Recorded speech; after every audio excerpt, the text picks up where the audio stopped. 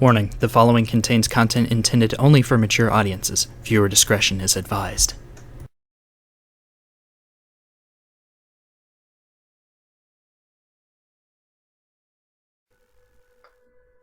What's up, peeps? And welcome back to Final Fantasy XI with me, your host, Zon19. It has literally been about 2 seconds since I recorded the last episode. I'm just gonna keep going.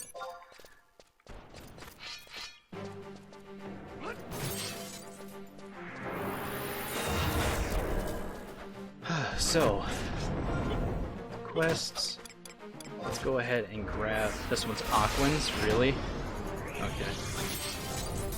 Let's grab combat region, and I think it's not the first page. Nope, there it is. Conflict Guskin Mines. And so, like, for every 10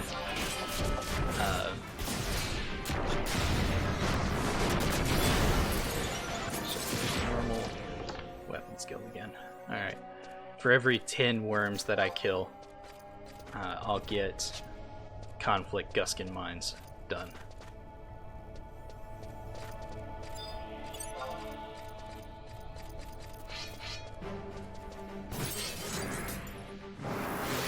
That's right, I can't check the time while I'm in combat. I'm looking for the time of day. I should mention that this place is just full of ghosts. You see it back there behind the rock mill. When you get too close, the ghosts vanish. This place is very haunted because of all the cave collapses and all the slaves that died in here. Let's see, watch. Ma'am, are you okay? What's... Oh, she's not choosing to vanish. That's creepy. You can see right through her head at her shadow, or at her face, which is just disturbing. But she's always facing away from the camera, not her character, which is also very creepy.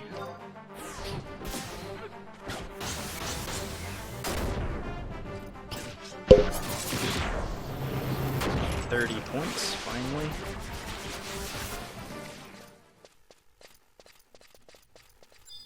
There's a ghost back there walking down the hallway. Now you see, I can deal with these ghosts because they're not hostile. They're not enemies, they're just background things and neat little set pieces. They're not out to kill me like would be in Phasmophobia or like bogies or skeletons, banshees, and that kind of stuff. See the little green flame that's coming by?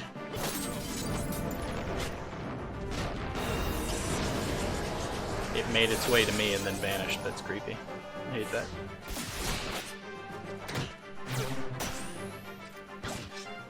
Let's put a refresh back on Furious Coffin.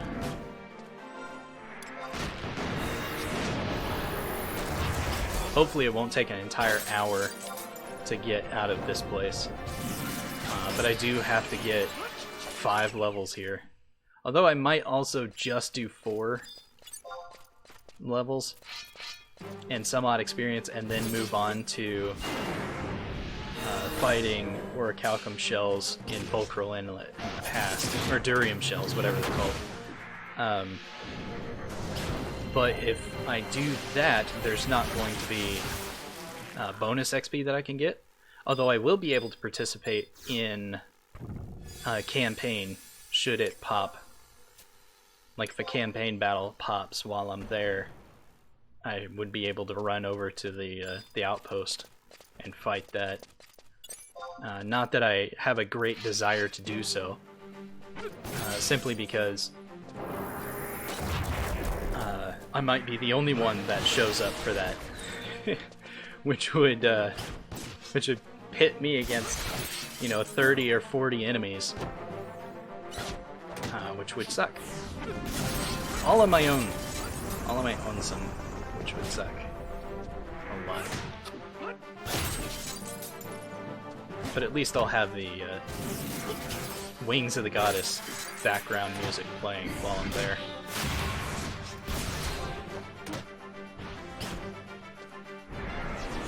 Did I hit rank 10 yet? Am I rank 10? I'm rank 8. Means I've still got some work to do. Treasure chest. Just gonna ignore that. They took too long to open. I'm not a thief, so I can't lockpick it. If I was a thief, I could. Thieves can use thief tools to just lockpick open stuff. And I believe it works on those. I know it works on coffers and caskets. Treasure... No, chests and coffers. A casket is a type of grave. Wow, there's a lot of chests dropping.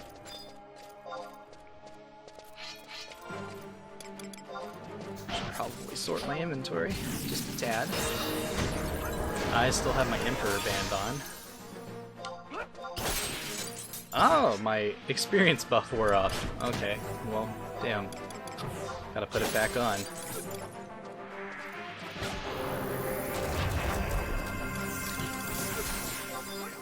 Okay, pop that. And then put my accuracy band back on. +1 dexterity. I think it gives me like 3 accuracy, maybe.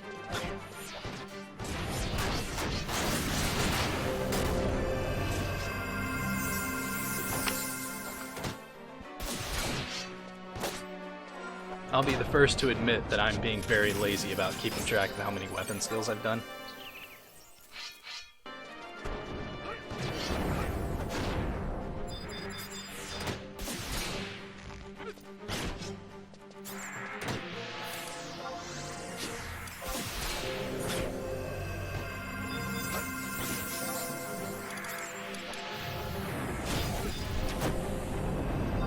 Come on. Get it back on him. Thank you.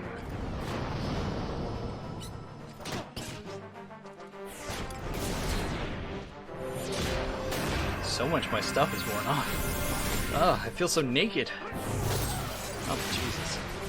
Well, that instant died. I think it's because she got a magic burst off. Okay. Everybody's really low on everything. Except for me. So I'm just gonna cast a couple of cures. Get Rahal back up to an acceptable amount of HP. It's 2000.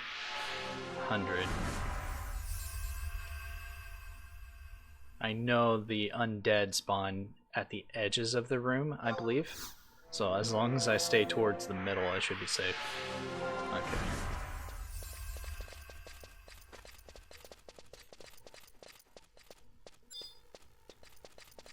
I say, immediately going towards the edges of the room.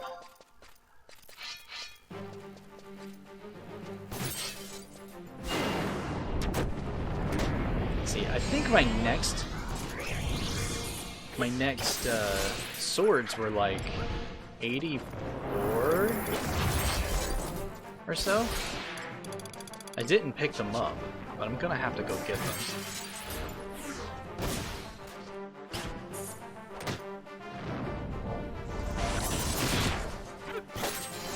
At the rate I'm going for this, though.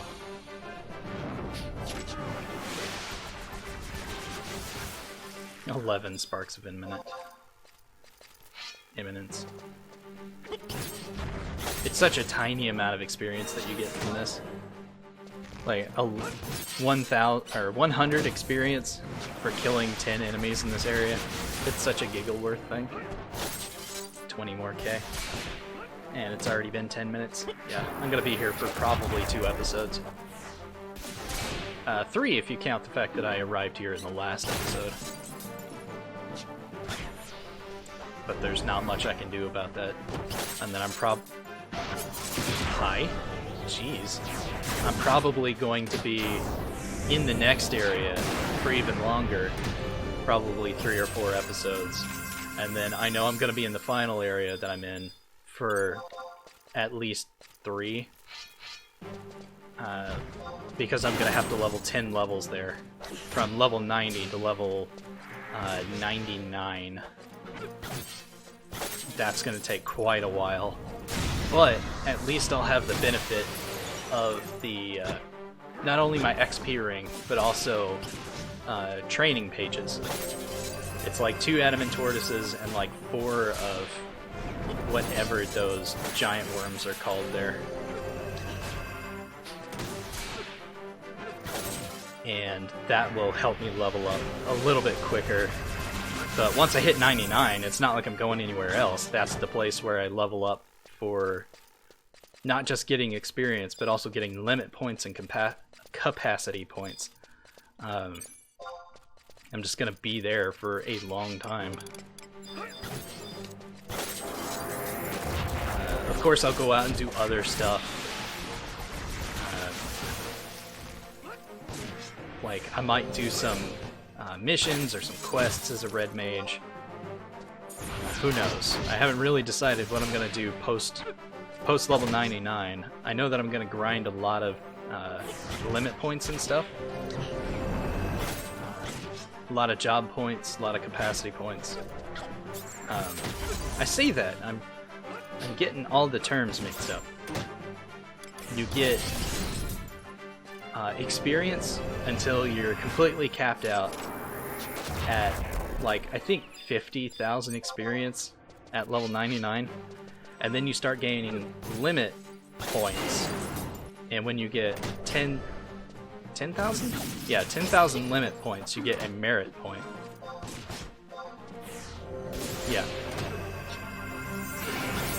And then you also get capacity points as well as limit points. Capacity points when you reach a certain amount.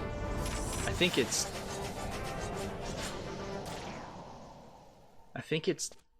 3,000 capacity points. You get very little capacity points per kill. But getting those will give you a job point every time it's filled up. And once I get and spend 50 job points, I'll unlock Superior 1 equipment, which will be really nice. I don't think I'll hit Superior 1 as a red mage anytime soon, because my plan for doing stuff to remember mom is just grinding out job points as red mage. I might do it in different locations each time. Definitely probably gonna do it that way. Okay, very low on MP. Would I be safe to use Convert?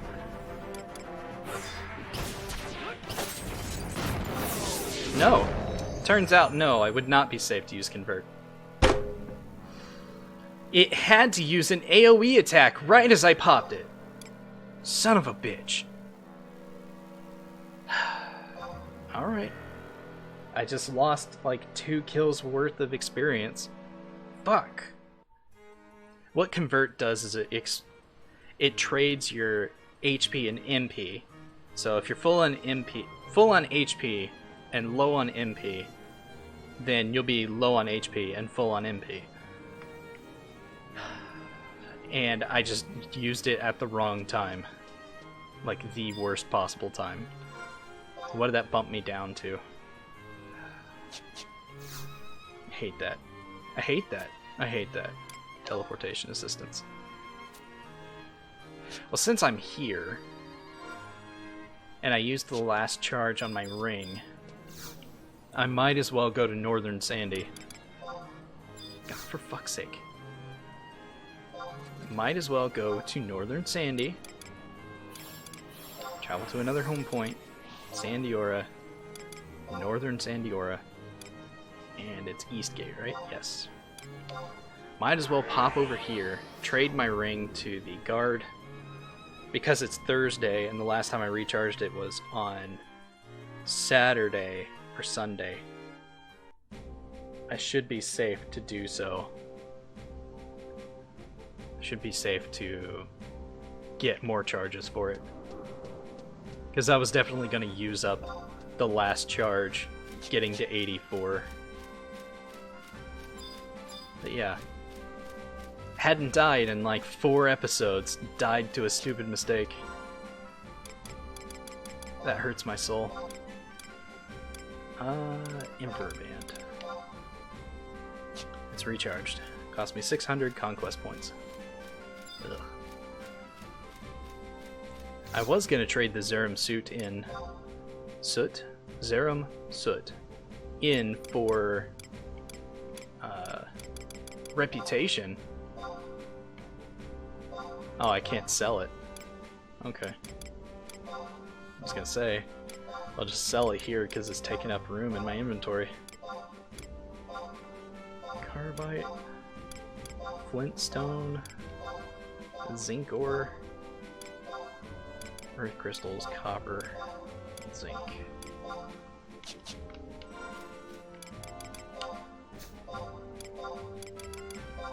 Yeah, this is just taking up inventory space, and I can't sell the Giga stocks, so I'm going to toss them too.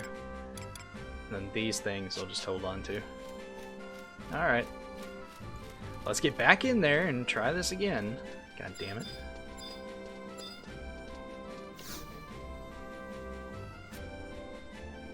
Teleportation assistance. I want to go to next page. No, it's not next page, previous page. And I want to go to Zulkim Guskin Mines.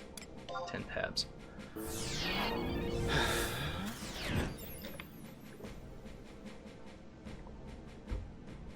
You get tabs for completing training pages. The best way to get tabs early on when you like first start playing is to just do the training pages, and that's it. Alright, so I can't do training pages here because the only thing I'm fighting is the rockworms. So let's get field support. And I want to get this one's version of refresh because it's going to last quite a while. And then I want to get the hard cookie. Gotta get my cookie hard because I just need the extra MP. I have no idea what the other food things do. I need to really look and find out what they do. Trust in my giant penis. Right, gonna summon you back out. Tenzin. And then we're gonna do Shantoto number 2. And Furious Coffin. These last two I have down here are Geomancers. But all they do is put like one really simple spell on myself, and they do not attack or anything else.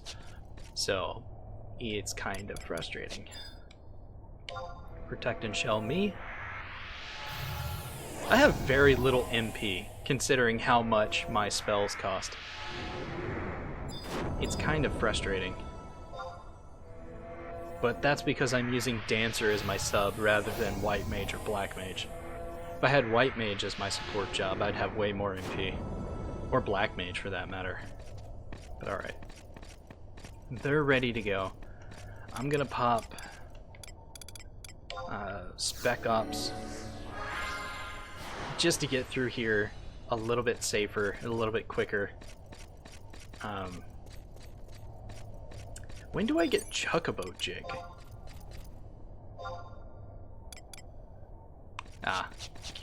Can't look right now. Chocobo Jig lets you run as fast as if you were riding a mount. It's a dancer thing. I don't know if it's something you can even get while having Dancer as a support job. I have no idea. It might be a Dancer main only thing.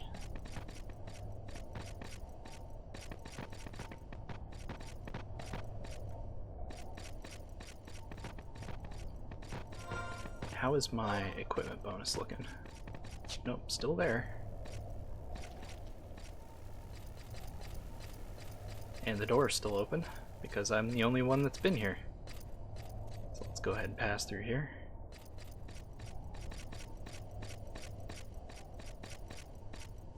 And get to where I need to go. What am I looking at? 20 minutes in? I still haven't gotten a level yet. Oh, this is gonna take a while. Alright, we're here, so let's get started. I need to pop composure again. And then in Blizzard.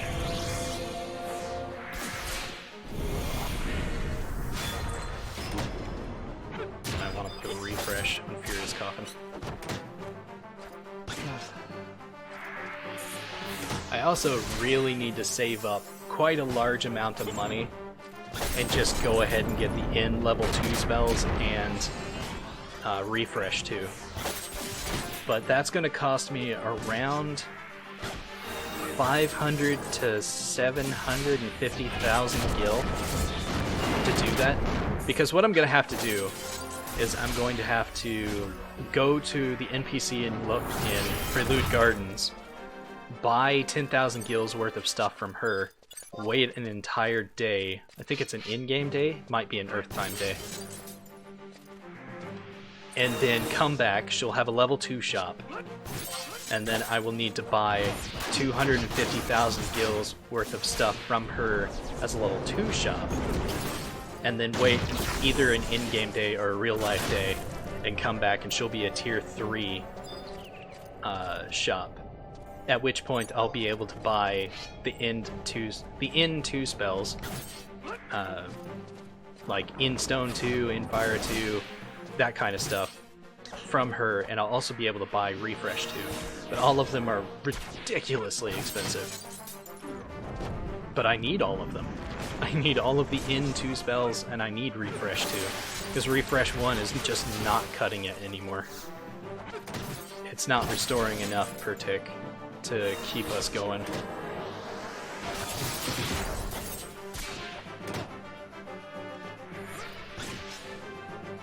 Divine Vault. I think I've missed a couple of weapon skills that I've used, but I'm just gonna keep track of them from here on, rather than worrying about anything else. I could be anywhere between 28 and 35 points right now, because it says 32 on my paper, but Lord knows. That's 30, that's 15.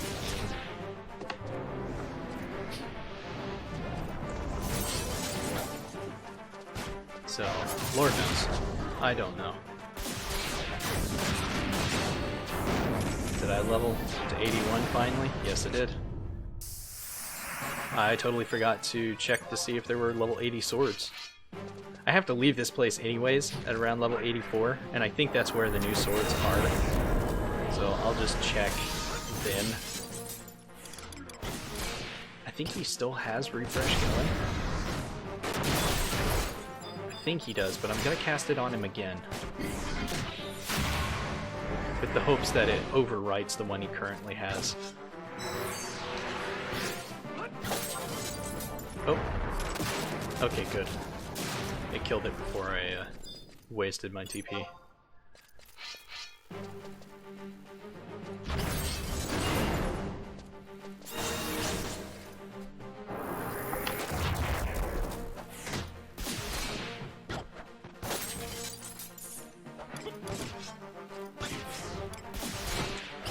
Aquavale. Put regen on him. Should look into where I can buy regen too, because I know I can use it. I just don't have it. Oh, haste wore off. If I keep it up on myself, Furious Coffin will not be tempted to cast it on me.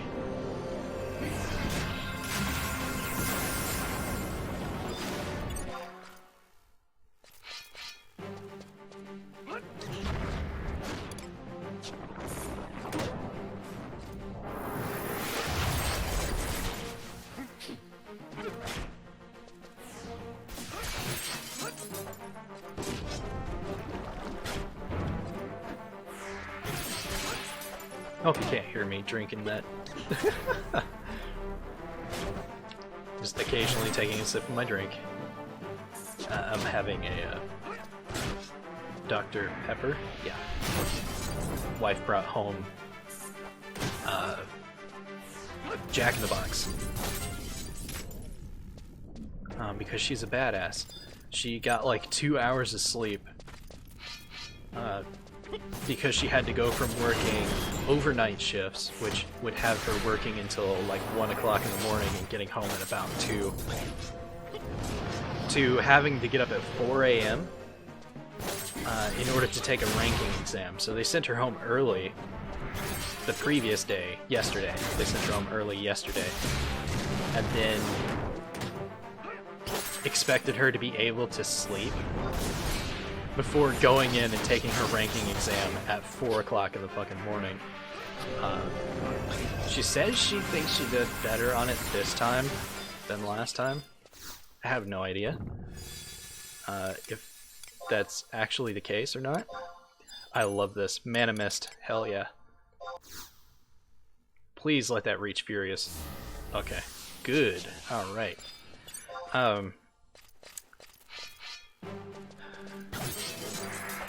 I hope she did better, but honestly, it's not gonna make a difference because it doesn't guarantee a promotion. You can take and pass that exam many times, but that only lets them know that you're ready for a promotion. If you fail it several times, they just, you know, won't let you re-enlist. It's one of those things where you have to maintain that bar with the hopes that you get, you know, a promotion. But if you don't maintain that bar, well, we'll throw you out, kind of thing. So it's just one of those unfair things. With that said, you can understand why she's, you know, passed out cold right now. Because as soon as she got done with her exam, she went to go see Doc because her doctor that she went to go see yesterday basically told her to come back today and they'd take her blood pressure because the wife has high blood pressure. And their current medical doctor, or whatever they're called, medical officer or something like that, is not exactly the best human being on the planet. So the wife went to see them, and they took her blood pressure, and it was just freaking ridiculous. So they were like, oh shit, go home, go to sleep. Because apparently 2 hours of sleep is not good for your heart, because her numbers were extremely high. And with this in mind, the wife brings home Jack in the Box and surprised the crap out of me. Like she said she was gonna bring it home today, but I would have thought, you know, after so little sleep and anything, I would have been totally fine with her not bringing home food and just going straight to bed. She ended up coming home, eating with me, staying up for about an extra hour, and then now she is hopefully asleep, getting the rest that she needs. Hopefully. There is no guarantee that that is what she is doing. No guarantee at all that that is what she is doing. But I'm hoping that that is what she's doing.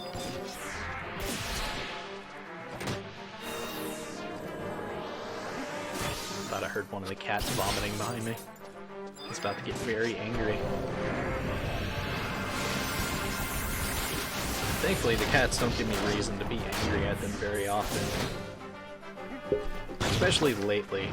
I think the idiot has finally gotten over tearing up our computer chairs. I do not know this for certain, but I'm hoping that he is finally over that. Because it was making it really hard to care about his existence. when he was tearing up our expensive ass chairs. These are like 50 to $100 computer chairs, and he tore holes in the seat of it. I guess like dealing with his claws or whatever. Treating them like scratching posts. I know without a doubt that after my oldest cat dies, we are probably going to rehome the younger one, but that's a probably. I know without a doubt that the next time we get a cat, we are getting them without their claws. Or we're getting their claws removed. The front claws, at least. Because as nice as it is to not, invasively do that to a cat, if you do it while they're kittens, just like spaying or neutering them, they grow up not ever knowing what they're missing.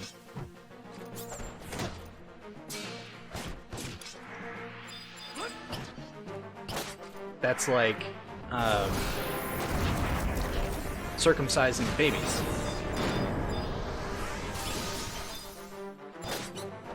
There's obviously medical benefits to it, but they also grow up not knowing what they're missing. The only time they're gonna find out that, oh, there's something different about my penis, will be when they watch porn for the first time, and they'll be like, huh, why does he still have so much skin on his dick? That looks so weird and strange. Same thing for cats. The only time they're gonna find out that they're missing anything in the front, with the claws, is if they meet another cat that has claws. And if they never meet another cat that has claws, well, there's nothing to worry about. I think I'm at 35 for weapon skills. I don't know.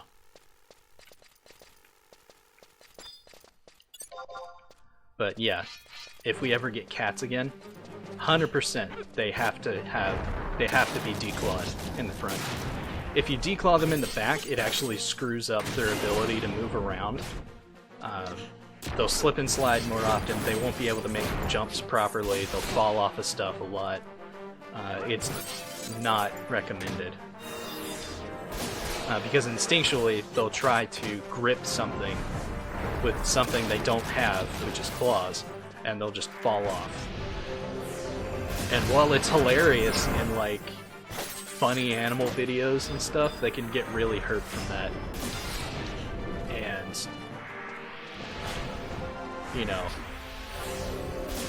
while it's funny to watch, it's not funny when it's your own pet or when it's yourself, because they might fall off on top of you. Did I do 1,000 damage with Vorpal Blade? I did. And I need to add another mark to the tally.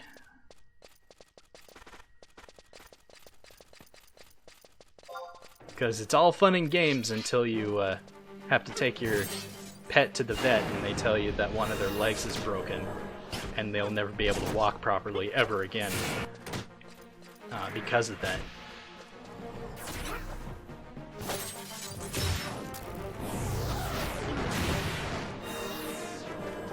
Because you can tell a person, like a human being, hey, you've got a broken leg, it's in a cast, don't put weight on it for this amount of time. Like, if at all possible, don't put weight on it, let it heal, kind of thing. You can't tell an animal that, because they will constantly try to use that limb. They'll limp, but even limping, they'll be twitching their muscles, which will be pulling the bones around and causing it to take either longer to heal or to not heal properly at all. And it's not like you can keep your pet sedated long enough for the bone to heal. It takes months for bones to heal properly. So, you don't want to cause permanent damage to your pet by, picking the wrong set of claws to remove. So yeah, that's what we're gonna do. We're gonna remove the front claws, leave the back claws. That way they can't scratch up our expensive stuff. Because when you go through life, it's always important to upgrade rather than downgrade. Upgrading will give you, if you want to think of it in gaming terms, positive mood boosts for a while. Getting a nicer couch, getting a nicer bed, getting a bigger bed, getting a bigger TV, finally buying a dining table, buying enough chairs for that dining table, that kind of stuff. Or getting a bigger house, going from a 400 square foot house, or apartment, to a 1,000 square foot house. You know? These kinds of things. It's best to upgrade rather than downgrade, because if you downgrade, you will constantly feel trapped. Like there's not enough space. Or that, this thing before was better.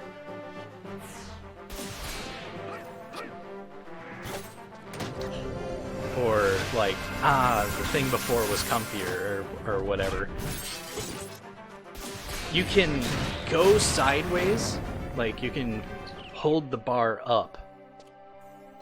You can raise the bar, but if you lower the bar, you'll be unhappy.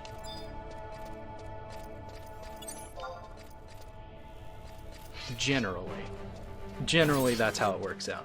There are some people who are happier to downgrade, like say single parents. After their kids move out, they don't need a house with 3 extra bedrooms because it's just too much space. What are they gonna do? They're just gonna fill it up with random junk. That was my mom's plan, was to downgrade to an apartment, because she had the double wide trailer, which was 2,000 square feet, and of course it was a trailer. It had been around for 15 years by that point. It was falling apart. My tank died. Shit. Alright, at least the fight's over. Let's summon Rahal back out. And let's just go ahead and take the time to release and summon back out everybody.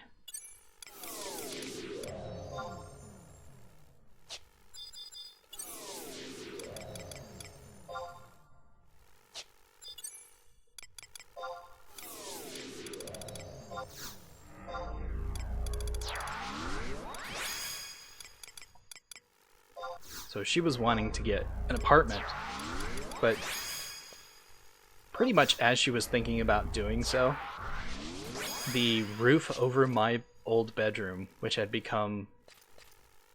Was it over my old bedroom? Yes.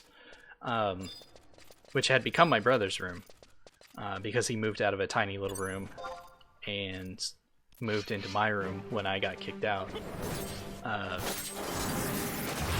That the roof over that room collapsed. Thankfully, I think he was at college at the time, and he wasn't actually living in the house with her. But unfortunately, it cost a lot of money to do that, and it wasn't something that she could get done right away, that she could get fixed right away. So there was just a room in the house that had a hole in the roof for a while.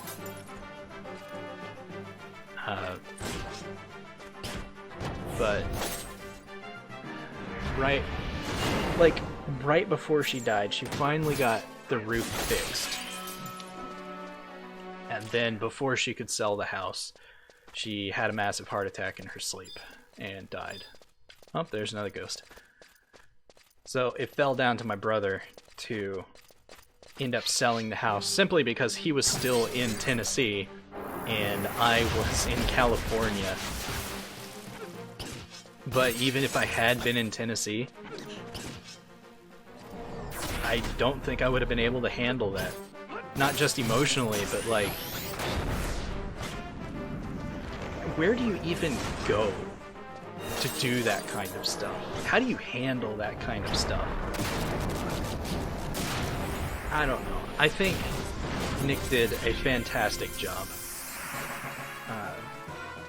dealing with the aftermath of Mom's death. I think he did a fantastic job. Because not only did he have to juggle all of the issues that came from, you know, first having to get her autopsy done, figure out what happened, and then getting her cremated and that stuff. He also had to deal with her will and her estate. And at the time, my Aunt Charlene... No, I really shouldn't be saying names. Fuck it. My aunt, at the time, my mom's sister, Mom had not changed her will since like the mid-90s. Fanatics? Oh, nice. That's not really gonna do me any good, so... But I'm gonna take it anyways. She had not changed her will since she left... since she got a divorce from my brother's dad, who is also dead. Just gotta point that out. My brother no longer has parents. At least I still have my dad, who I still need to call and talk to. But anyways, my Aunt Charlene, at the time when Mom made her will that time, Charlene was the person she trusted most to take care of things if something should happen to her. But that was in the late 90s. And it had been 18 years since then. And, you know, both of her kids had grown up. But anyways, that meant that my aunt was the officiator of her estate, or whatever the term is for that. Which meant that technically, she had control of Mom's estate after Mom died. So Nick had to fight with her in court to get control of Mom's estate so that he could properly sell off her stuff, pay off her debts, and close that chapter of our lives. Because if my aunt, had stayed in control of the estate, we have no doubt that she would have sold everything that belonged to Mom and then used it to pay off her own debts, and would have made both myself and my brother pay back Mom's debts out of our own pockets. Which I would not have been able to do because I was in a house that I could not afford. Living outside of my means purely by accident. Well, no, not accident. Stupidity. It was 100% stupidity. I did not know that that house was going to be so expensive. I did not know that the roof needed so much work. I did not know that there was so much wrong with the house that it was going to nickel and dime us to death. I had no idea. If I had, we would never have moved out of the previous place we were in. We would have had to, considering that it was a 2-bedroom townhouse, and we were about to have a third child. Or a second child. Oh my god, hell no, I don't want a third kid. Oh man. Well, that's not entirely true. I do kind of. I want a second daughter, but only so that I can take the lessons that I learned from attempting to raise my oldest child and apply it better to my second child, because my oldest daughter is just... she's not very socially aware, and I know that that's 100% my fault. I should take her outside and let her play with other kids her age so that she can learn that stuff. I know that I should have put her into school earlier. I know that I should have done so many other things for this kid to give her a better leg up in life, and 100% because she was my first kid,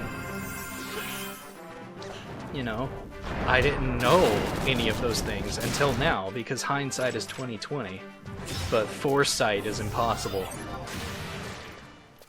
You can't plan ahead for something you've never done before. You can't plan for every outcome or personality type or anything. So yeah, I kind of would like a third kid, a second daughter. But at the same time, I absolutely do not want a second son. 100% never want a second son.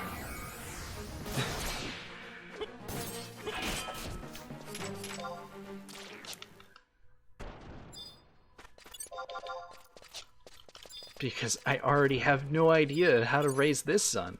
Because the only experience I have with raising a son was being an older brother and how mom raised me, and I certainly didn't turn out very well. There's a lot wrong with me that most of it's not her fault at all. But I definitely would have benefited from having a father figure in my life who wasn't a drug-addicted asshat, which was Nick's dad, or my brother's dad. And certainly not, like my dad. My dad is... He's not the best person on the planet. He's not the worst person either. He just made some bad decisions when he was young. One of which resulted in me. So I can't blame him for all of it. He could have been better about how he handled not wanting to be with mom, instead of, you know, swapping states and marrying someone while he was still technically married to my mom. I don't know if they were in the middle of the divorce at the time, or if they hadn't started the divorce proceedings yet. But she definitely could have taken him to court over that and gotten some kind of reparations for it, because that was technically adultery. But she didn't, and because of my grandmother on my dad's side, I was able to keep some kind of relationship with my father's side of the family, which did me a lot of good growing up, getting to be around members of my family that were raised better than my mom's side of the family. Because, you know, my aunt had 3 daughters, one of which was a drug addict, the other one turned out okay, and the third one was in a car accident that permanently left her mentally as a 16-year-old. I think she's gradually coming out of that. I think she's gradually recovering. As far as I knew from the last time I heard anything about her. But it's a generally accepted consensus from me and my brother that the only good one from that side of the family is my aunt's second daughter, who got away from her mom pretty much as soon as she could, married a good man, and had 2 kids. Yeah, because the one guy I'm thinking of is actually her husband's younger brother, not one of my cousin's children. With that said, she definitely could have named her kids something nicer to the kids. Because they have They practically have Aztec names. And, you know, my cousin's husband is Mexican. So, kinda. But still at the same time, it's like, why? There shouldn't be that many X's in someone's name. That's a curse. Don't curse your kid to have so many X's. Giggity.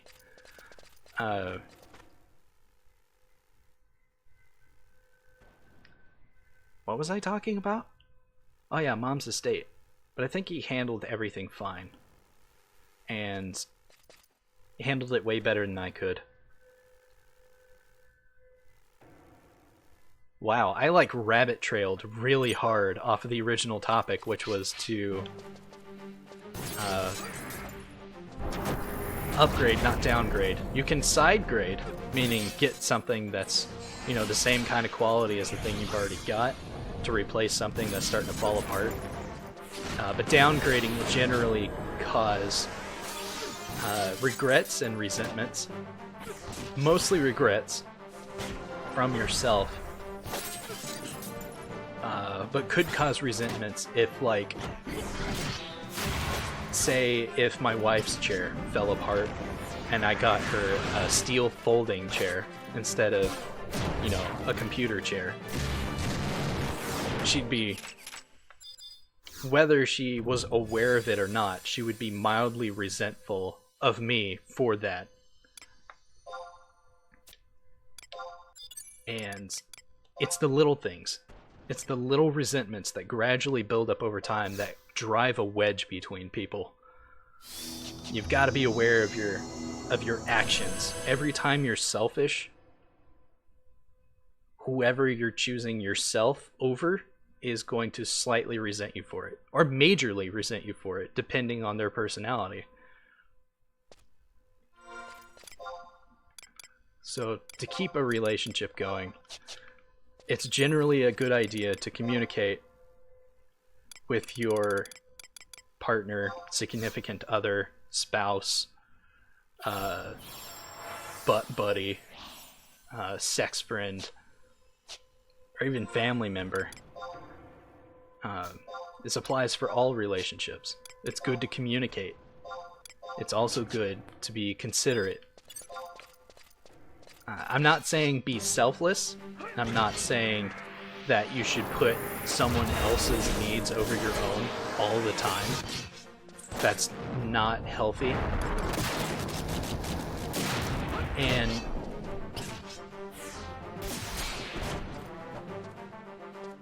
no, there's no and there. There's just new thought. If do what you can to be considerate of how someone's going to react to something you do. Like, you can make dinner for somebody, like your wife, or your husband, or your spouse, or your significant other, or whatever. Make dinner for them. That sounds like a good thing, but if you don't consider what kinds of foods they like or dislike, or what they're allergic to, and you end up making them a meal that's not only something they don't like, but also something that can make them extremely sick, they're not going to be happy that you cooked for them. So, not only do you need to be considerate of some things, you need to be considerate of all things. It's not as complicated as it sounds. The longer you're with somebody, the more you're going to learn their likes and dislikes, if you care enough to pay attention. Sometimes a person's going to be too busy to know what your likes and dislikes are. Is that whole party? Yeah. I'll hold on to it. Wait, was that a lucid potion or ether? Ether, yes. Haha.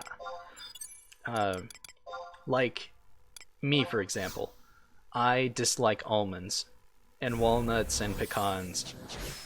The only nuts that I actually like, other than, you know, the ones dangling between my legs, are peanuts and cashews. Those are the only kinds of legumes that I like.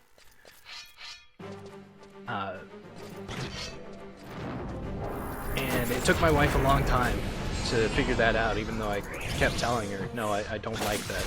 No, I don't like that. And it's not because she didn't care. She does. She loves me.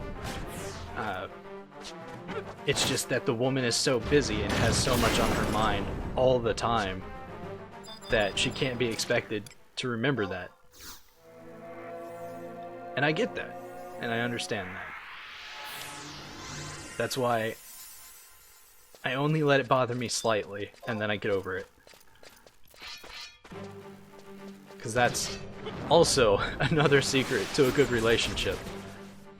If somebody does something out of malice towards you, yeah, it's perfectly okay to be furious about it.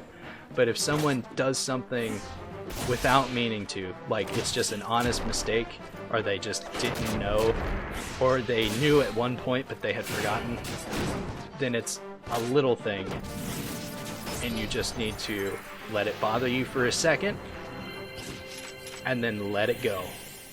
Because if you hold on to it, it becomes a resentment. And the more resentments you build up, the higher the chance that you won't be able to last forever with the person you're with.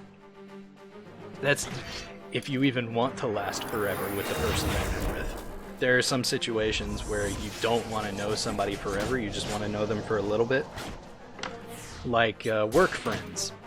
Work friends you don't have to go out of your way to make happy, because you only see them at work.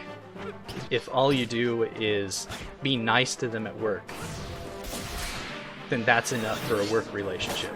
You don't have to go any further than that. You don't have to invest anything more into them than that. And that's fine. But when you're in a romantic relationship, especially with someone that you're living with, like you've moved in with them, you've got to be willing to make it last for a while. And you've got to try not to put a definite timeline on it. Like, I'm gonna love this person for 5 years and then I'll be done. Or I'll put up with this person for 5 years and then I'll kick them out. You can't do that. Because if you do, you're not gonna have the right mindset to make things last.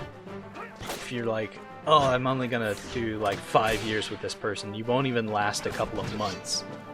Because you won't let go of the little things. You'll hold on to them. You'll hate them. By the time you break up, things will just be nasty. And I don't know about you, but I personally don't like being angry or being resentful or anything like that. I think it makes me into a terrible person. And I've lived long enough now, with my 30 years of life, to know that being that kind of person isn't the kind of person that I want to be. Because if you're like that with someone, you're more likely to be like that with everyone else you meet. If you allow yourself to be a bad person with one or two people, eventually you'll be a bad person to everyone.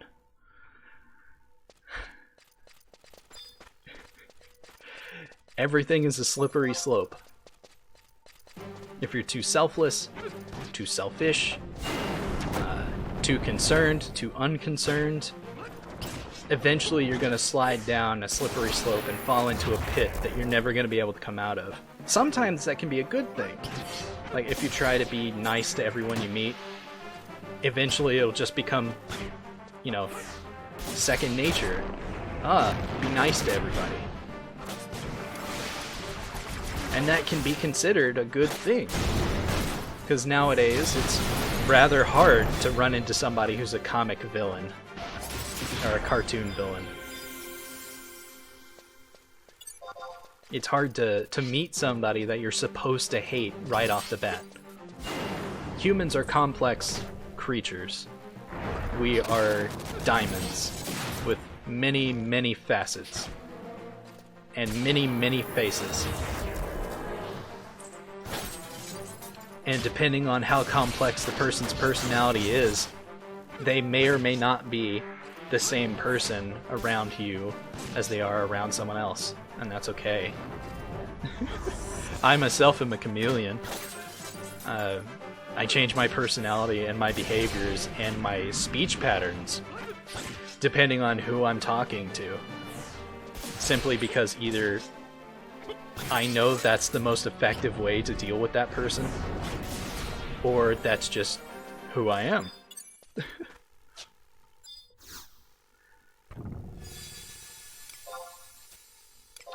Like, a simple example of that would be that... Aw. I was hoping I could use it on Rahul. I can't. A simple example of that would be whenever I talk to my grandmother over the phone, I'm generally very quiet. I let her talk because I know that she's a talker and I need to be a listener when she talks. I also talk more in my southern accent when I talk to her because it's easier to talk to her in that way, because a lot of the things that I say normally when I'm not talking to her are idioms that only really make sense here in Southern California, or around my friends for that matter, which I have a few of.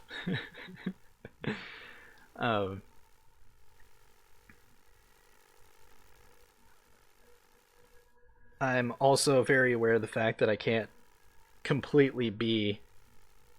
let my guard down and be who I actually am when I'm talking to my grandmother,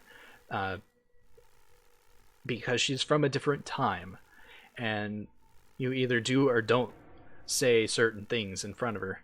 Cussing, not generally accepted, and I cuss like a fucking sailor when I'm not talking to her. Respectful. Always be respectful. Never correct her. Because the woman is twice my age.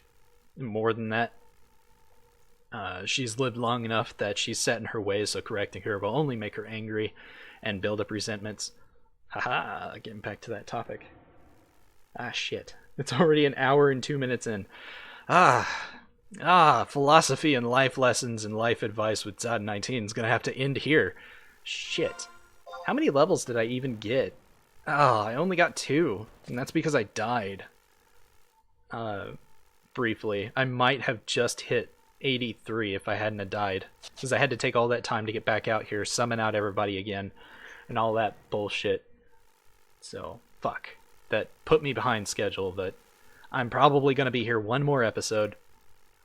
I might only get to like halfway to 85. I'll be like 84 and a half, and then I'll leave this place and go to the next area. Just because it's not a dank, dark cave full of worms. Who knows? But that's going to have to wait till the next episode. I'm not going to record again today, simply because my throat is starting to hurt. And I'm pretty sure I completely rambled for the majority of this episode. So, yeah. I'm just gonna call this episode here. I'm gonna stand here. I tried to jump. I hit the X button to try to jump, and that doesn't jump. You don't jump in this game. Unless you're a Dragoon. But anyways, yeah, I'm just gonna call it here. I will see you guys next time. Hopefully it won't be a week before I get the next episode out. Simply because I'm approaching the finish line. I've only got 17 more levels until I'm 99, and then I'll be done with Red Mage, technically. I will job grind, or job point grind a little bit, but I would really like to move on to a different job soon. I do know that I'm going to do some grinding so that I can get merit points so I can buy the weapon skill. Yeah, this one, the sword weapon skill. Simply because I know I can use that as a paladin. Because paladin and red mage both have superior 5 swords that they can use. So does blue mage. Blue mage also has a superior level 5 sword it can use. But I think I'd like to swap to Warrior and get that to 99, or maybe Samurai. But I'm definitely going to be leveling Summoner to 99. But that'll be from 1 to 99. And I don't really know how I'm going to handle it. Like this one, I'm showing every single moment of grinding that I can, simply to let y'all see the experience that is leveling up in Final Fantasy XI. It's a long and grindy process that so far, with this being episode 17, yeah, has taken 17 in-game hours to get to over the course of several months. If I wanted to, I could probably knock this completely out over the course of a week, but I'd be so sick of the game by then that I would never want to touch that particular job again, and it would probably take 6 to 7 months for me to come back to Final Fantasy XI.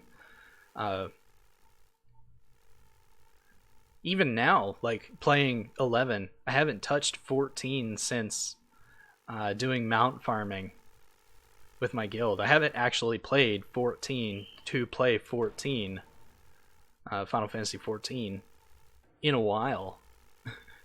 And that's because in a few months, Endwalker is going to come out, and then I will be playing it all the time, and I know I will. I'll play it all the way through to the end of the storyline.